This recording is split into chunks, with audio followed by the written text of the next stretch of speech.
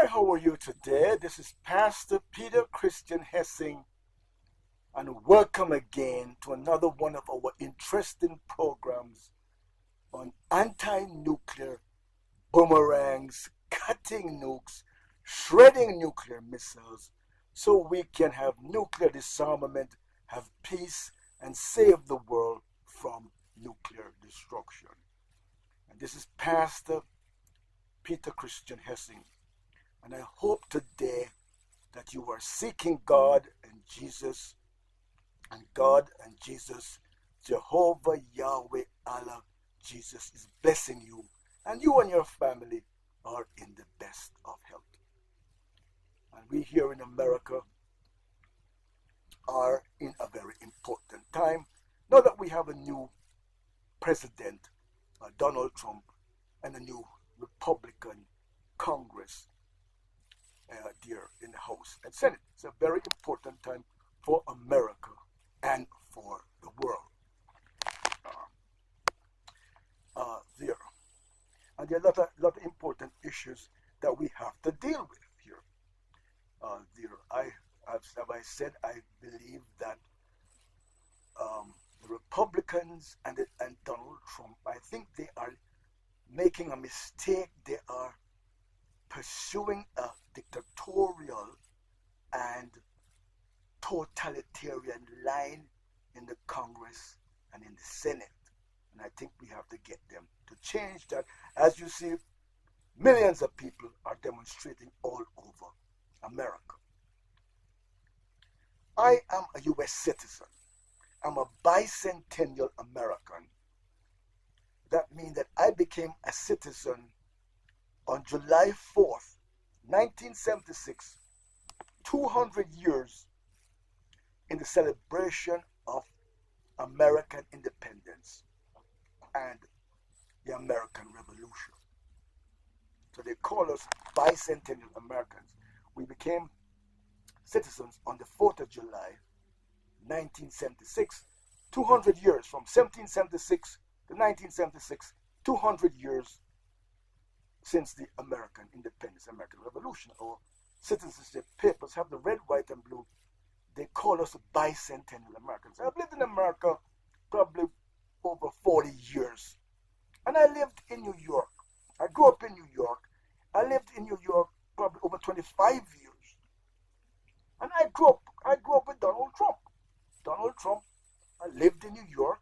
He started his business in New York. And we always liked Donald. And I like Donald and his family. I like Mr. Trump and his family. We grew up. I lived in like a dozen places over Manhattan. I lived and worked in Manhattan.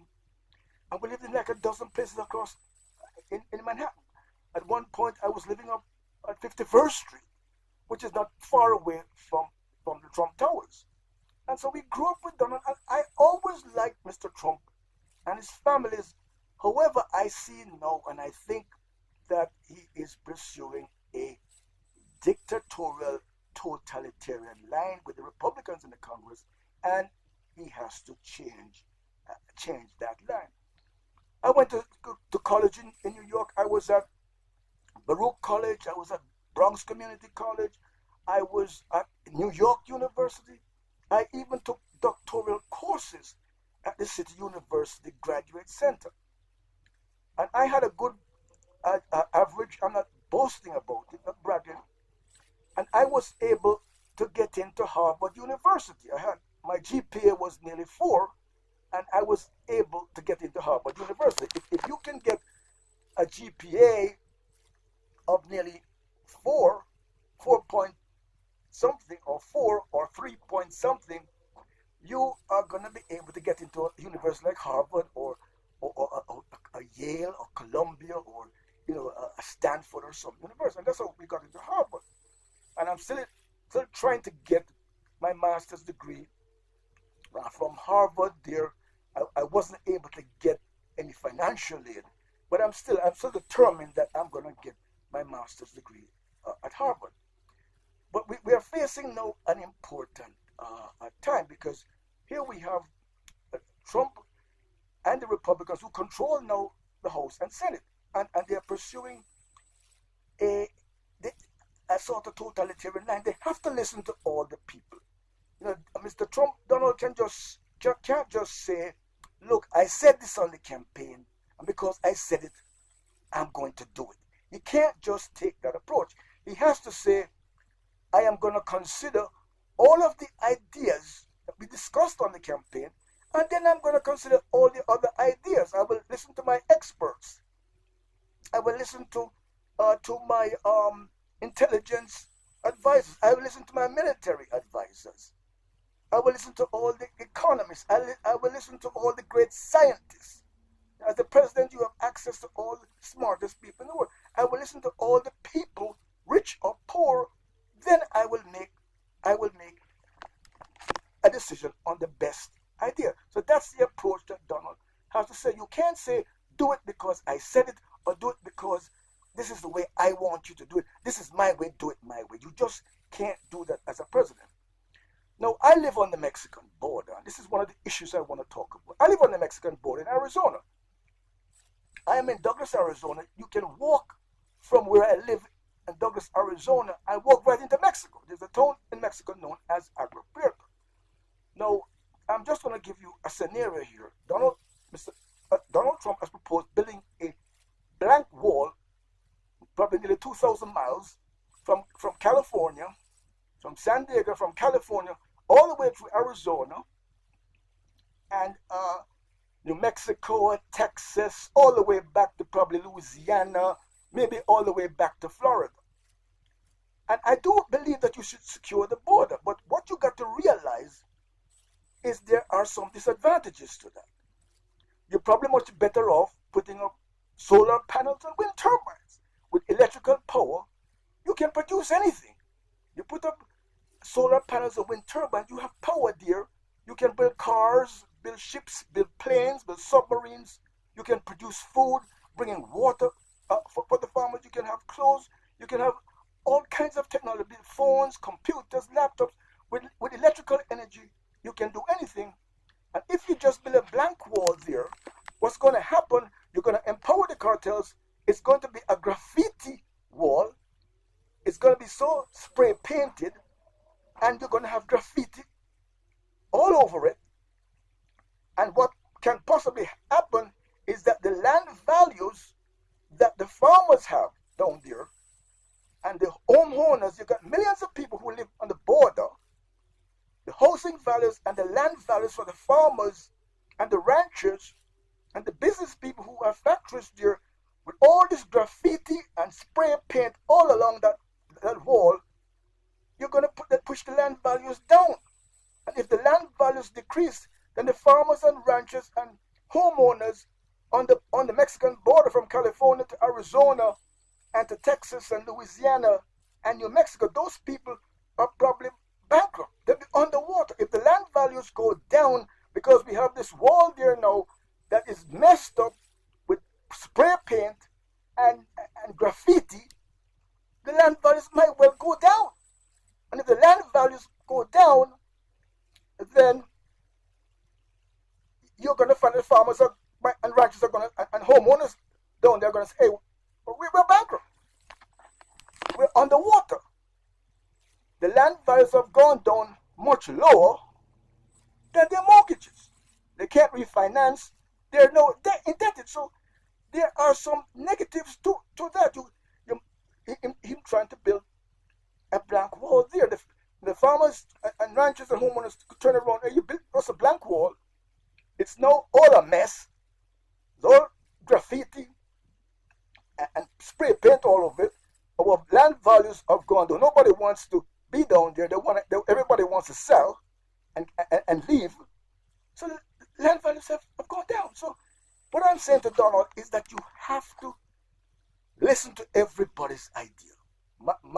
My idea is that, as I told him, I'm a patented inventor, and we have invented an anti-nuclear system that can expand and take in nuclear missiles, use power sources and just cut off the engines and boomerang them back.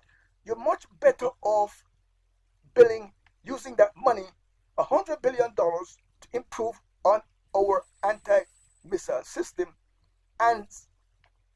also include Mexico and all the other countries, Guatemala and Nicaragua and all the other countries, Panama, Argentina, Brazil, building an anti-nuclear shield, and the countries in the Caribbean like Jamaica and Barbados and Haiti, building and Puerto Rico and the Bahamas, building an anti-nuclear shield on your southern border.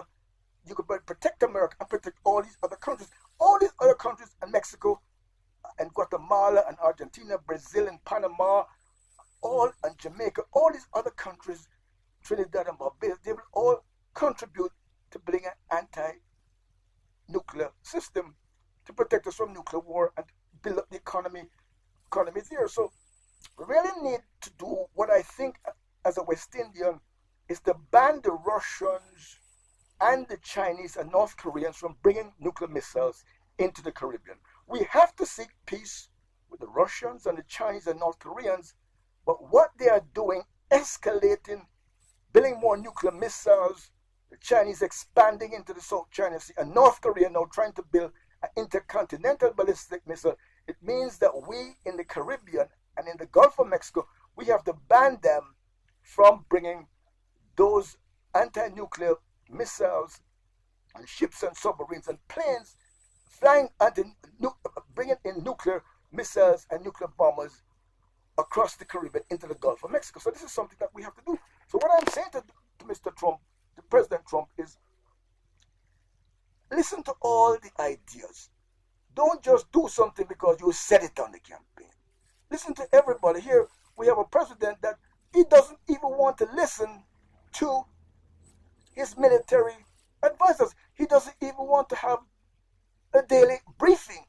If you love you and respect your veterans and your military intelligence people for the job that they are doing, then at least sit down and listen to them for an hour or half an hour each day at the daily briefing, what they're telling you.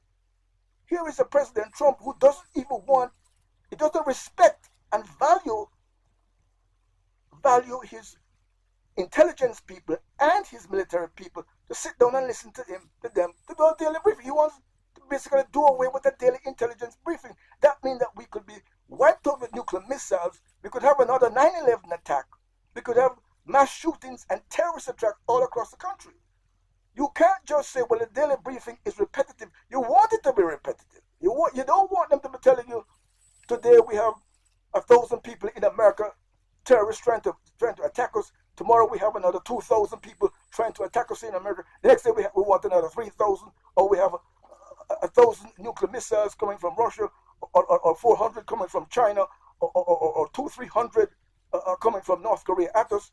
You want that daily briefing to be repetitive, where they will tell you, okay, President Trump, we don't have a serious attack. We don't have any serious new terrorist attacks out there. We don't have any attacks from the Russians or North Koreans or the Chinese. You want it to be repetitive.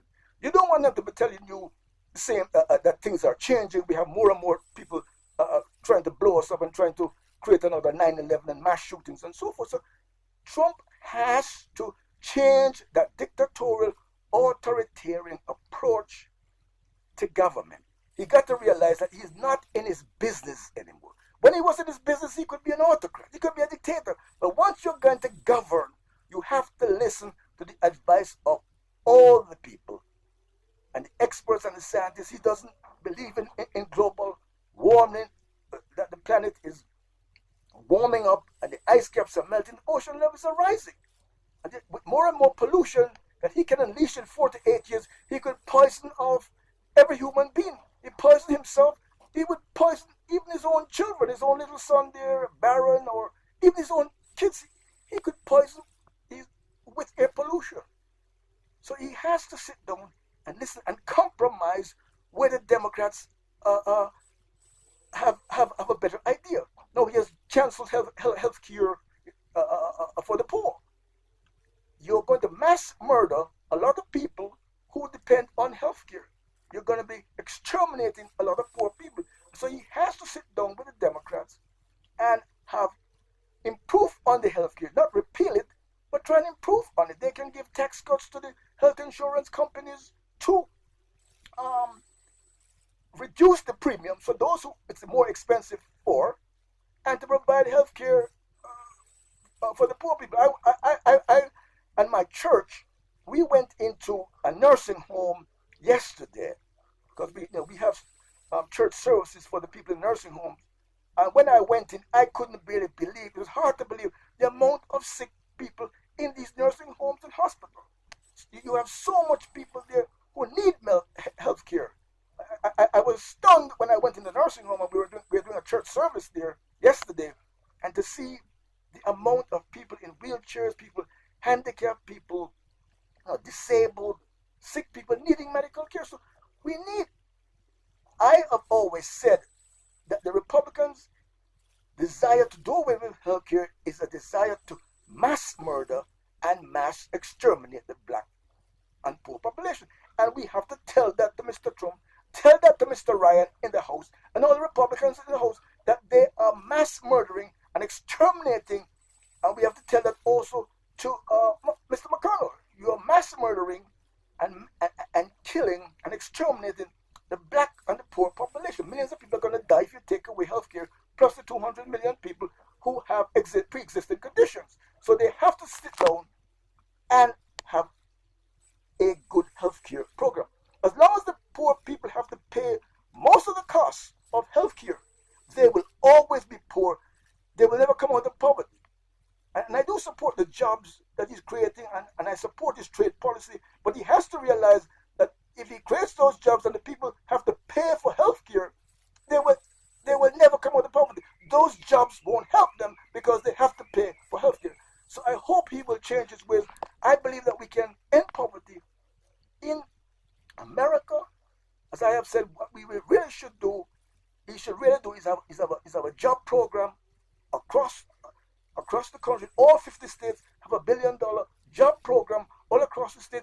I also believe that what we really need to do is to build a website and create 50 million online businesses for all the 50 million poor people in America. A website, that amount of people, the advertising, you will have a lot of advertising, which will help to pay for the site and provide income for the people. That we can do to eliminate poverty for all Americans and around the world. So he has to sit down and listen to the people. He has to seek a peace agreement with Russia, a peace agreement with China, North Korea, there, around the world. And let us say to Putin and China and Xi Jinping and Mr. Kim Jong-un in North Korea, let us turn over a new leaf. Let us forget the past, and we're going to have a peace, and we're going to improve trade relations also with Mexico. I live on the border here in Mexico, and the people in my town, they depend on the Mexican people to come in to buy products here in Arizona and across the border. All the hundreds of towns and the millions of people along the border here in America, they depend on the Mexican trade coming across to buy products. So we need that Mexican trade. So he has to take a friendly approach there with Mexico. We're not just trying to create a trade war and build a blank wall that is going to stop the trade. As I say, a blank wall is just going to be a graffiti wall. They're going to spray paint it and graffiti. He is not going to want to see it after he builds it, and he's going to devalue the property value. He's going to probably bankrupt the farmers and the ranchers down because the values are going to go down. You're much better off putting up solar panels, wind turbines, where you can produce any product. So I hope that Mr. Trump and the Republicans will change their mind. We need to have health care. Jesus, throughout his life, Jesus was constantly healing people. I want to read you this is just a short reading from Matthew 8 verse 1. It said, after he had come down from the mountain, great crowds followed him. And look, a leprous man came up and began doing obeisance to him and saying, Lord, if you just want to, you can make me clean. And so stretching out his hand, he touched him, saying, I want to be made clean. And immediately his leprosy was cleansed. There. And then it goes goes on to verse 5. And when he entered into Capernaum, an army officer came to him, entreating him and saying, Sir, my manservant is laid up in the house with paralysis, being terribly tormented. And he said to him, when I get there, I will cure him. In reply, the army officer said, Sir, I am not a fit man for you to enter under my roof. But just say the word, and my manservant will be healed. For I am a man placed under authority, having soldiers under me. Say to this one, be on your way, come. And hearing that, Jesus began amazed and said, I tell you the truth, with no man in Israel have I found such a great faith. But I tell you that many from the eastern parts and the western parts will come, recline at the table, and Abraham and Isaac and Jacob in the kingdom, whereas the sons of the kingdom will be thrown into the darkness. So here we have the Republicans. Here you have Jesus saying, well, these people, some of them will not make it to the kingdom. They won't come in. Here's Jesus trying to heal all these people. Some of them complained that, Jesus was healing on the Sabbath day. He was healing on the Sabbath day, and that was wrong. So it's just like the Republicans here, trying to make complaints about the healthcare system and health support. And then it goes on again there and in chapter 14. So 14 there, at the same Matthew 8, Matthew 8:14. And Jesus, on coming into Peter's house, saw his mother-in-law lying down and sick with a fever. And so he touched her hand, and the fever left her. And she got up and began ministering unto him. And it goes on in the verse 16 there and into 17. But after that it became evening. People brought him many demon-possessed persons, and he expelled the spirits with a word, and he cured all who were faring badly, that there it might be fulfilled that was spoken through the prophet Isaiah, saying, he himself took on our sicknesses and carried our diseases. So here you see, as a Christian, we have to heal people. Here is Jesus saying, as the prophet spoke in Isaiah, he has taken on our sicknesses and carried on our diseases. And here the Republicans professing to be Christians and are against health care. How can you be a Christian and against health care for the poor? And it goes on to verse there. You can go on to the other verses where it tells you about the healing of the man in the gatherings. So we have to support healthcare for the people. It is something that God and Jesus wants us to do. So I say to Mr. Trump, that President Trump, that he has to change that dictatorial authoritarian style and listen to all of you. Compromise with the Democrats. They're going to give tax cuts to all these companies. Give tax cuts to the health insurance company, the hospitals, the clinics, the doctors, the nurses, there, so that you can reduce the premiums and provide health care for the people. So thank you. I'm going to be talking a whole lot more about this there. But a blank wall on the Mexican border is a waste of money. Much better putting up solar panels and wind turbines. It's going to be a graffiti wall that's going to lower the value of the land, and it's going to be such a mess that not even Mr. Trump or President Trump is going to want to look at it. It's going to be just graffiti and spray paint. Once you have the first graffiti and spray paint, the farmers and ranchers and the homeowners are going to say, "Look, we're broke, we're bankrupt.